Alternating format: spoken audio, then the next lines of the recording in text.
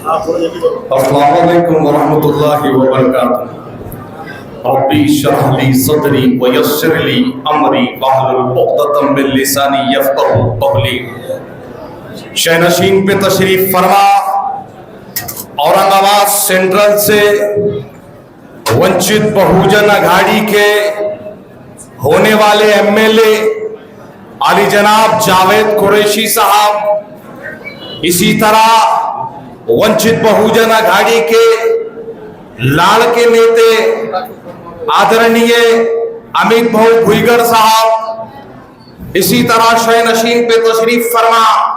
जमियतुल कुरैश के जिम्मेदारान और मेरे सामने बैठे हुए तमाम बरादरान कुरैश,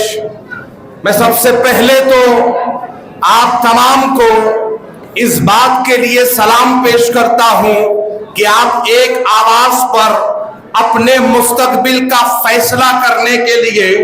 एक छत के नीचे जमा हुए हैं। आली जनाब जावेद कुरैशी साहब को आदरणीय प्रकाश अंबेडकर साहब ने टिकट दिया तो ये सोच कर दिया कि आदमियत का निगहबान बनाने के लिए, आदमियत का निगहबान बनाने के लिए कोई दरवेश चाहिए, सुल्तान बनाने के लिए कोई दरवेश चाहिए, सुल्तान बनाने के लिए। मेरी किस्मत कि ये दुनिया मुझे पहचानती है, मेरी किस्मत कि ये दुनिया मुझे पहचानती है। लोग मर जाते हैं पहचान बनाने के लिए। नौजवानाने अजीज और बुजुर्गाने कुरैश, आप तमाम के हाथ में इस आजादी के बाद अब एक मौका आया है कि अपने समाज से, अपने खानदान से,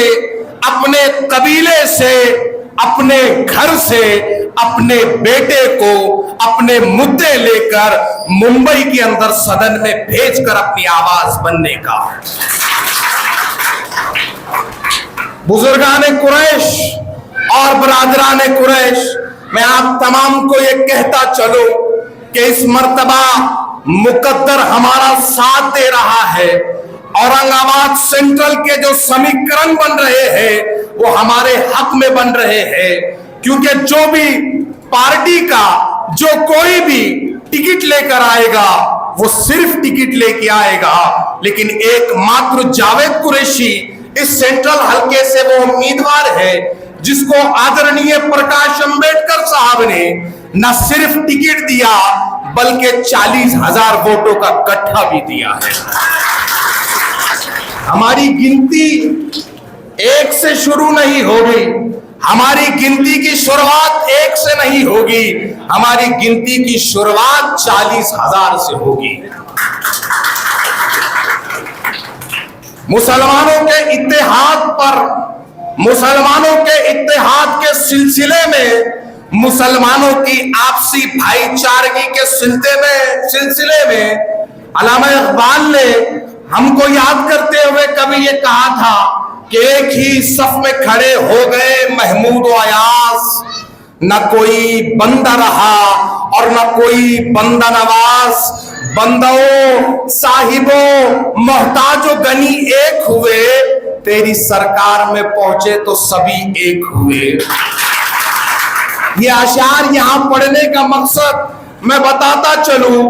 जिस जमात वंचित बहुजन अघाड़ी से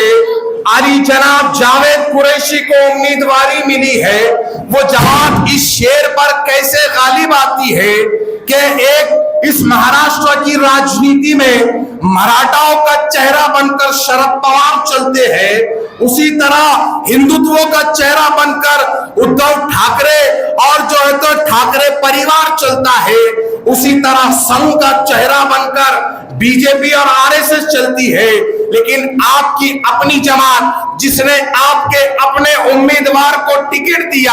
वो इस महाराष्ट्र में उन तमाम समाजों को साथ लेने का काम करती है जो काम की दावत इस्लाम ने दिया है कि छूत अछूत नहीं होगा, छोटा बड़ा नहीं होगा, काला गोरा नहीं होगा, समाज की बुनियाद पर बंटवारा नहीं होगा, जात की बुनियाद पर बंटवारा नहीं होगा, कास्ट की बुनियाद पर बंटवारा नहीं होगा। इसी को मद्देनजर रखते हुए आली जनाब प्रकाश अंबेडकर ने इस महाराष्ट्र को एकता, अखंडता, बंधुता का पैगाम देते हुए मुसलमानों को जो है तो जब टिकटें अनाउंस करने की बारी आई, अब तक 51 टिकट इस महाराष्ट्र में वंचित बहुजन आघाड़ी घोषित कर चुकी है, जिसमें 16 उम्मीदवार मुसलमान हैं। मैं जानता हूं हमारे बीच में वो लोग भी है जो कहीं ना कहीं कांग्रेस से वाबस्ता है, जो कहीं ना कहीं एनसीपी से वाबस्ता है, जो कहीं ना कहीं शिवसेना से वाबस्ता है। मैं उन तमाम लोगों से कहता हूं कि वो पूछे आदरणीय शरद चंद्र पवार से कि क्या वजह है कि लोकसभा में एक भी मुस्लिम उम्मीदवार नहीं दिया। वो पूछे नाना पटोले से कि क्या वजह है कि एक भी मुस्लिम उम्मीदवार नहीं दिया। वो पूछे उद्धव ठाकरे से कि क्या वजह है कि एक भी मुस्लिम उम्मीदवार नहीं दिया। ये लोग मुसलमानों का वोट लेकर मुसलमानों का इस्तेसाल करते हैं, और इसकी सबसे बड़ी मिसाल ये है कि लोकसभा में तो आपको टिकट नहीं दिया गया, लेकिन जब विधान परिषद की बात आई तब भी विधान परिषद में भी एक भी मुसलमान को उम्मीदवारी नहीं दी गई। और महाराष्ट्र के इतिहास में ये पहली बार है कि महाराष्ट्र की विधान परिषद मुसलमानों से मुक्त हो गई है। ये मुसलमानों का वोट लेने वाले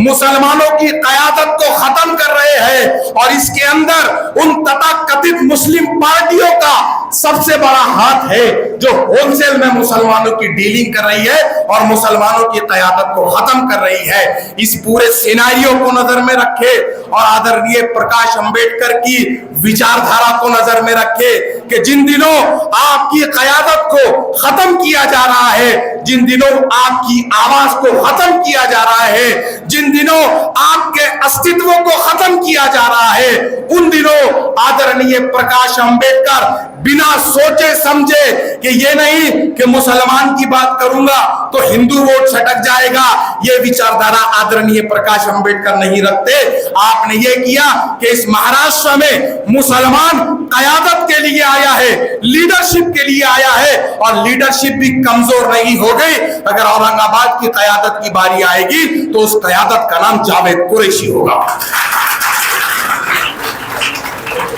अजीज तरीन साथियों, ये टेक्निकल बातों में ज्यादा नहीं लेकर जाऊंगा, लेकिन एक खुला गणित आपको बताता चलूं कि अगर हमारे पास ऑटो का गट्ठा है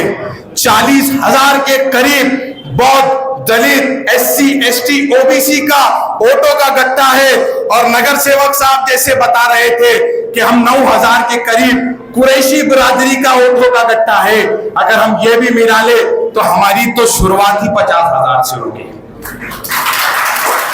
और जिस कैंडिडेट की शुरुआत 50,000 से हो उसको हराने वाला कौन सा माइका लाल पैदा हो, ये बताओ मुझे।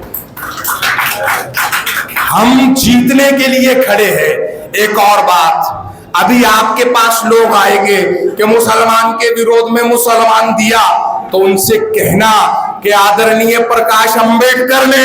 इस महाराष्ट्र के अंदर उन दिनों मुसलमान उम्मीदवारों को घोषित किया जब किसी भी जमात का एक भी उम्मीदवार घोषित नहीं किया गया था। आपको बहकाने के लिए, आपको वरगलाने के लिए फिर ये कहा जाएगा कि वो प्रकाश अंबेडकर साहब ने लोकसभा में गठबंधन का क्यों नहीं करे। अरे बाबा, आपको प्रकाश अंबेडकर साहब के वोट चाहिए, आपको मुसलमानों के वोट चाहिए, लेकिन ना आपको प्रकाश अंबेडकर की क़यादत चलती, ना आपको मुसलमानों की क़यादत चलती। लोकसभा में इसी महाविकास आघाड़ी ने, जो अभी खुद आपस में सीटों के लिए लड़ रही है, अभी नाना पटोले और उद्धव ठाकरे में आपस में खींचातानी चल रही है सीटों को लेकर, यही वो लोग हैं जिसने लोकसभा के अंदर लोगों के अंदर प्रोपेगेंडा चलाया कि नहीं नहीं प्रकाश अंबेडकर साहब जो है तो गठबंधन नहीं करना चाहते, जबकि हकीकत ये थी कि ये कांग्रेस और एनसीपी वाले और शिवसेना वाले आदरणीय प्रकाश अंबेडकर को बराए नाम वो सीट दे रहे थे जहां पर हमारा एक भी वोट नहीं है, लोगों को बताने के लिए कि हाँ भाई हमने प्रकाश अंबेडकर साहब को और वंचित बहुजन आघाड़ी को सीटें दी। और ये इस तरह से लेकर मुसलमानों का और दलितों का वोट लेकर सत्ता में बैठना चाह रहे थे। तो आदरणीय प्रकाश अंबेडकर साहब ने इनसे कहा ठीक है मैं आपसे गठबंधन करने के लिए तैयार हूं, लेकिन आप मुझे राइटिंग में ये लिख कर दीजिए कि ना शिवसेना का, ना एनसीपी का, ना कांग्रेस का एक भी एमएलए, एक भी एमपी चुनाव के बाद बीजेपी में नहीं जाएगा, ऐसा लिख कर दो, मैं आज गठबंधन करने को तैयार हूं। ये मुसलमानों का और दलितों का वोट लेने वाले एक लेटर लिख के नहीं दे सके कि हमारा एक भी आदमी बीजेपी में नहीं जाएगा, लेकिन आदरणीय प्रकाश अंबेडकर साहब छाती ठोक कर पूरे महाराष्ट्र में ये कह रहे हैं कि हमको वोट दो, हम लिख कर देने को तैयार है, हमारा एक भी आदमी बीजेपी में नहीं जाने वाला। ये व्हाइट कॉलर लोगों की पार्टी है। वंचित बहुजन आघाड़ी के किसी भी नेता पर ईडी सीबीआई नहीं लगी हुई है। वजह यह नहीं है कि हम चापलूसियां करते हैं, वजह यह है कि हमारे कैरेक्टर साफ है, हमारे किरदार साफ है। इसीलिए मैं आप तमाम से आजिजाना, आदिबाना, मौद्देबाना, दर्दमंदाना अपील करता हूं कि एक बार मौका आया है, अगली बार नहीं मिलेगा। अब अगर हम खड़े नहीं हुए, अब अगर हम इत्तेहाद के साथ आगे नहीं बढ़े, तो कहीं ना कहीं आने वाले और 70 साल गुजर जाएंगे, हमको नुमाइंदगी नहीं मिलेगी। सब मिलकर आवाज उठाओ तो कुछ चांद पे रोड पड़े, मैं तन्हा जुगनू हूं, मेरे चिल्लाने से क्या होगा। तो अजीज तरीन साथियों, आपके अपने खानदान के अंदर जावेद कुरैशी साहब को अगरचे नुमाइंदगी दी गई है, तो आपकी अपनी ये जिम्मेदारी बनती है कि जावेद कुरैशी आपके एमएलए बनकर मुंबई जाएंगे कि नहीं जाएंगे, बताओ मुझे। आपकी आवाज नहीं आई, हम कुरैश खानदान से है, महाराष्ट्र नहीं पूरी दुनिया आपके नाम से थर कांपती है, और आपकी आवाज मुझ तक नहीं पहुंची तो बंबई क्या पहुंचेगी। जावेद कुरैशी जाएंगे कि नहीं जाएंगे, जाएंगे कि नहीं जाएंगे? दोनों हाथ उठाओ, दोनों हाथ उठा कर कहो इंशाअल्लाह जावेद कुरैशी जाएंगे। इंशाअल्लाह जावेद कुरैशी साहब 23 तारीख को इसी सिल्ली खाने से जश्न का जुलूस शुरू होगा और मुंबई मंत्रालय पहुंचेगा इंशाअल्लाह।